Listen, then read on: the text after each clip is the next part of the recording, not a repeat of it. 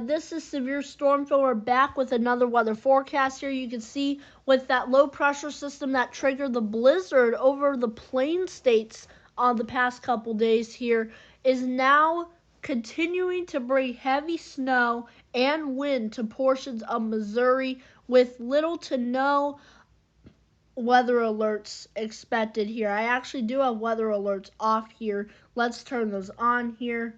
And as you can see, perhaps we have a couple winter weather advisories and portions of Iowa getting into portions of Nebraska here, continuing with that heavy snow potential as we go into the afternoon hours, though blizzard conditions are likely going to calm down drastically. So that is good news as well. So let's take the track of this low and this cold front out here. You can see radar Omega here. You can see cold front moves off to the east here. Warm front continues to move off to the north here with some mix perhaps ahead of it.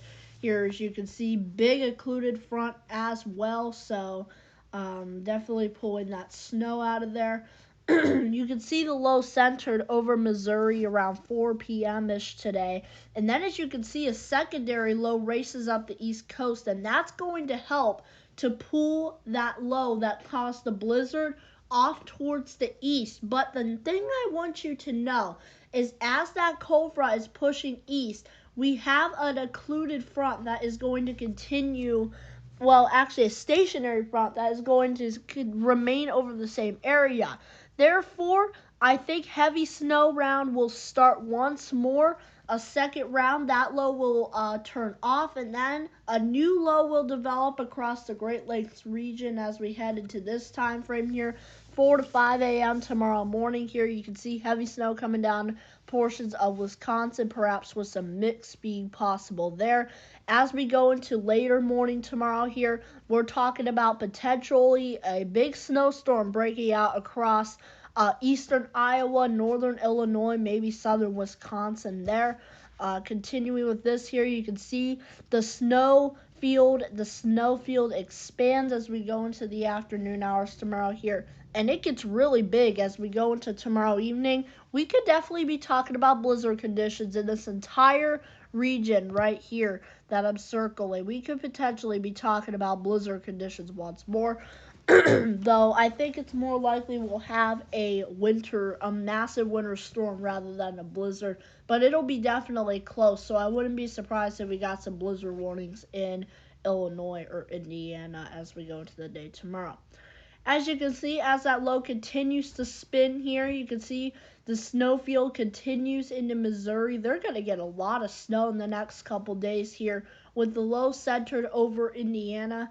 I think right there, you can see as it continues to spin here. Not hard to spot the low, but I still have it on there for you. You can see lake effect snow perhaps for Lake Erie there, and maybe even portions of the Great Lakes region, though it is mainly inland snow at this point. As this inland snow continues to move southward here, this low is going to continue moving south. And as that's happening, we could be running the risk for the potential for some south coast snow before it gets too warm here. Portions of northern Alabama, perhaps, northern Mississippi, maybe even getting into portions of northern Georgia. So that's going to be something to keep an eye on here. And then we're going to have to watch a couple lake snow bands for portions of the Ohio Valley getting up into New York, perhaps into the northeast region right there. But that's all we have on the snow. Let's talk about the potential for a polar vortex collapse. I know everybody is dying to hear about it, so let's get right into it. Okay, so as you all know, some people might not know, but right now there are two polar vortexes, one in the troposphere where most of our weather happens, in the stratosphere above us. So just to be aware that there is two polar vortexes, we're going to look at the troposphere right now. So let's take this here. You can see radar Omega here. You can see stable polar vortex in the north here. You can see many low pressure systems spinning up right there. This is the polar vortex right here. You can see it right there, smack dab above or west of the Arctic Ocean. I believe that is the main polar vortex. As this continues to move eastward here, we're going to continue to see these cold wave potentials breaking out in portions of Canada here. And as that happens, it's likely going to start slowing down. See how we have a spinning clockwise motion kind of thing up here.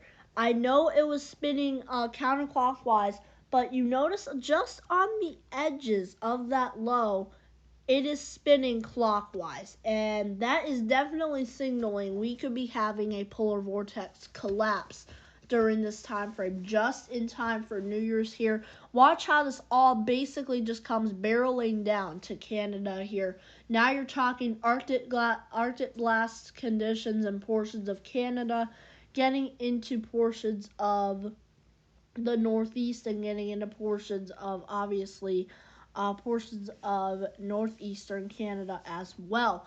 Here is the second day of 2024 here, you can see. But you can definitely tell that we have a very unstable polar vortex by the time we get into next year here. And there is a big trough dominating over much of the United States that looks to happen at that time. So let me zoom you into the United States here. You can see this is in the troposphere, so this is definitely not where you'd expect it to be, way up there.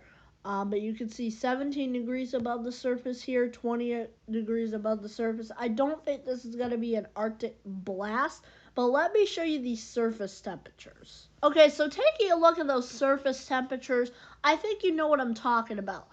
The polar vortex is mainly locked up here, but we do get a few little bumps down here of 20 to 30 degrees of temperature drops. So down here we could have temperatures perhaps down here in Florida.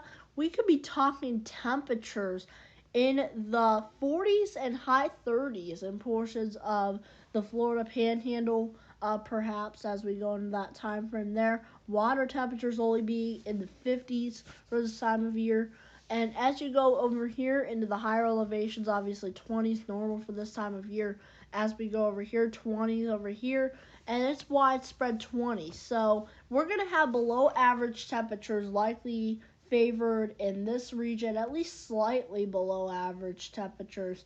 And then as you go down here, big below average temperatures right there. You can definitely tell down here in Florida, we're likely going to have quite below average temperatures as we head into next year. But hey guys, that's all I had for you. Make sure to like and subscribe if you're not already. I have another video about the polar vortex that you guys should watch because it provides a lot of detail on the potential for a collapsing of it. Have a good day, everybody. Severe Storm Filmer out.